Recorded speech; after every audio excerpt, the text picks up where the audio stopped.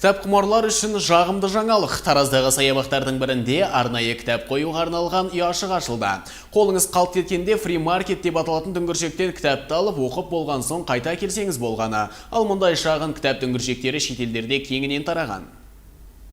Фри-маркет бұл тегін нарық, яғни кітап құмарлар өздеріне ұнаған туындыны алып, үйлерінде оқып, аяқтағаннан соң ұяшыққа қайта әкеліп қояды. Немесе басқа кітаппен алмастырса да болады. Осылайша тұрғындар қаражат қолданбай-ақ өздері қызығатын кітаптарды тегін оқи алады. Құстың ұяшығы пішінінде жасалған сөреге Дінмұхамед Қонаев атындағы кітапхананың туындылары қойылған.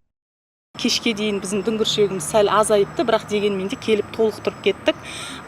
Бұл мақсатымыз біздің қала тұрғындары тек қана мына гаджеттерге, жаңа технологияларға байланып қалмай, өзіміздің кітаптарымыздың мәдениетімізді жоғарылату мақсатында. Бұл саябақ болғаннан кейін қазір жаз уақытысы бәрі сыртта жүреді, демалыс орталықтарында жүреді, уақыттарын құр өткізбей, ашық аспан астында қолжетімді кітапхананы қолдарына алып, кітап оқып отырса деген ойымыз бар еді.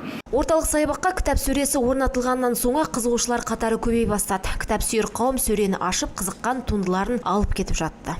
Кереметте саяжайда қарап тұрсақ, әдемі кітап алып оқып, ішіндегі жақсы сөздермен балапандарымызға суреттерін көрсетіп, осында тек қана әдемі жақтарын көрсетсек, біз ойлаймыз енді отбасымыздағы шаттық Қазақстанның болашақ жарқынына келіп, керемет бақытты заманға келтіреді деген ойдамыз.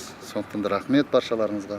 Айта кетейік, Қонаев атындағы Жамбыл облыстық балалар мен жасөспірімдер кітапханасының электронды кітаптарының саны да күн санап артуда. Ал мамандар қоғамның кітап оқуға деген құлшынысын ояту үшін кітап ұяшықтарының санын арттыра түспек. Айша Жақсыберген, Махаббат Құсайын, Эльдар Түстікбаев, 24 News.